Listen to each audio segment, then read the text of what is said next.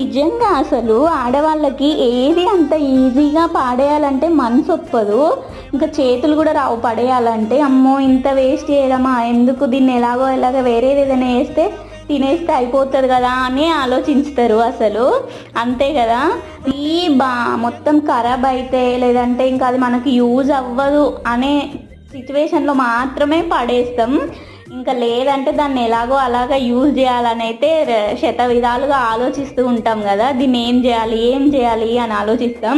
So అలాగే నేను కూడా ఇంట్లో అయితే దోశల పిండి బాగా పులిసిపోయింది. ఇంకా 2 days దోశలు వేసిన తర్వాతకి ఇంకా నెక్స్ట్ డే ఇంకా దోశలు ఇంకా తినబుద్ధి కావట్లేదని చెప్పి ఇట్లా పడేయడం ఎందుకని చెప్పి పొంగనాలు అయితే చేస్తున్నాను.